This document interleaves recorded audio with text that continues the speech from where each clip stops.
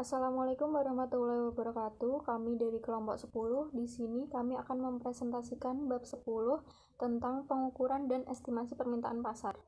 Sebelumnya, saya akan memperkenalkan anggota kelompok 10, yaitu yang pertama ada Bella Putri Suadati, NPM 1903 10 10 14. Selanjutnya ada Fitri Anung Fatmawati, NPM 1903 10 10 15. Lalu selanjutnya ada Umi Aisyah, NPM 1903 10 10 19, dan saya sendiri Argarita Novian dari NPM 1903 10 10 20. Untuk penjelasan materi lebih lanjut akan dijelaskan oleh rekan-rekan saya. Terima kasih. Assalamualaikum warahmatullahi wabarakatuh. Saya Bella Putri NIM 14. Di sini saya akan menjelaskan tentang perencanaan penjualan. Perencanaan penjualan merupakan salah satu tugas utama dari subsistem perencanaan pemasaran dalam sistem informasi pemasaran. Perencanaan penjualan akan merencanakan jumlah penjualan produk yang akan terjual setahun ke depan, nilai rupiah dari penjualan, waktu dan penanggung jawab penjualan. Dengan demikian, budget penjualan menjadi dasar perencanaan jumlah produksi, kebutuhan material, tenaga kerja, dan kapasitas mesin. Di sisi keuangan akan diketahui kebutuhan kas, estimasi rugi, laba, dan aliran kas setahun mendatang. Sehingga perencanaan penjualan mempunyai posisi kunci dalam menggerakkan aktivitas perusahaan secara keseluruhan. Penyusunan perencanaan penjualan merupakan salah satu tugas dari riset pemasaran dalam rangka mengidentifikasi peluang pasar. Perusahaan harus mampu mengukur dan mengestimasikan jumlah, pertumbuhan, dan potensi keuntungan dari setiap peluang pasar. Ada berbagai kriteria tentang permintaan pasar, meliputi pertama, potensial market, yaitu sekelompok konsumen yang memiliki minat dan cukup atas tawaran perusahaan. Yang kedua, available market, yaitu sekelompok konsumen yang memiliki minat yang cukup daya lebih beli serta akses terhadap produk yang dipasarkan. Yang ketiga, target market, yaitu bagian konsumen yang memiliki minat dan daya beli secukup yang akan didekati perusahaan agar membeli produk perusahaan. Yang terakhir, penetrated market, yaitu sekelompok konsumennya berminat dengan daya beli memadai dan secara real membeli produk perusahaan dalam pengukuran permintaan pasar. Sekian dari saya, terima kasih.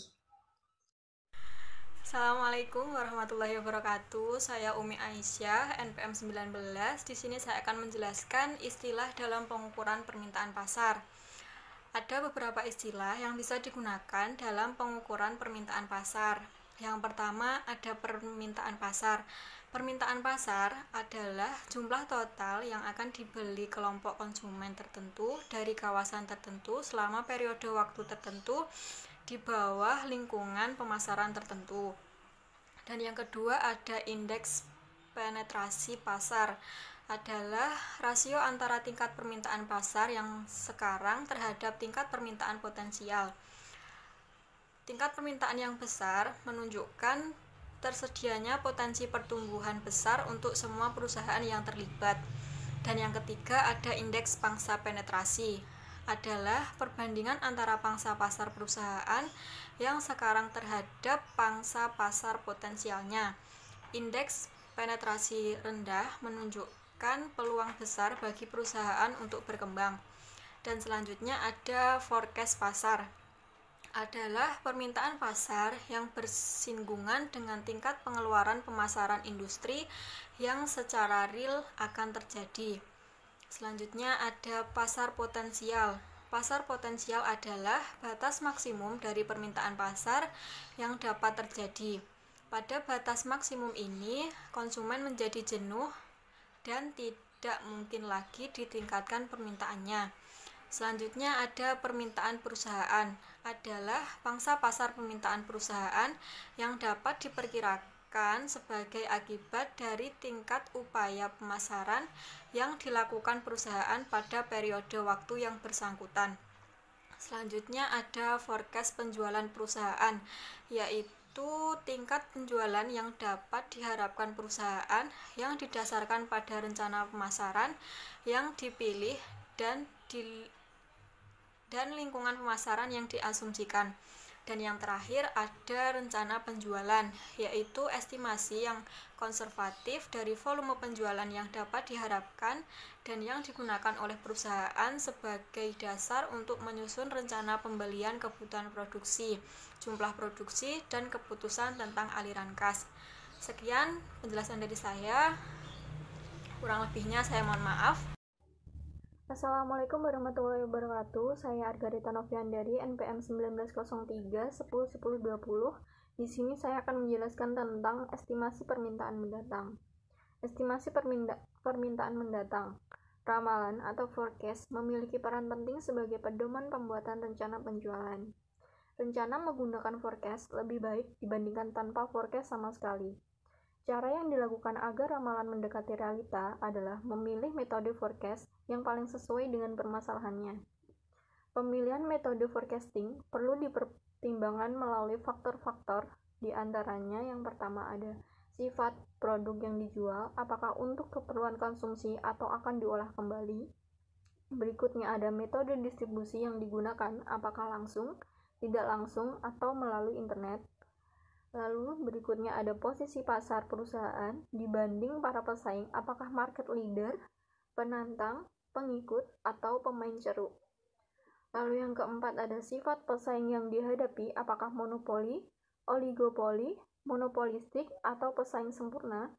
Lalu berikutnya ada data histori yang dimiliki, apakah lengkap atau tidak lengkap, jangka waktu panjang atau pendek, memiliki database atau tidak.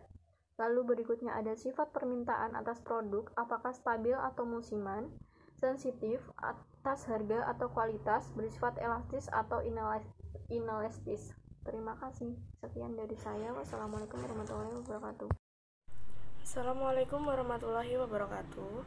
Saya Fitri Anung Fatmawati, MPM 15, akan menjelaskan tentang beberapa teknik forecasting yang digunakan dalam peramalan permintaan sebagai dasar untuk menyusun rencana penjualan, yaitu antara lain ada yang pertama, forecasting berdasarkan pendapat.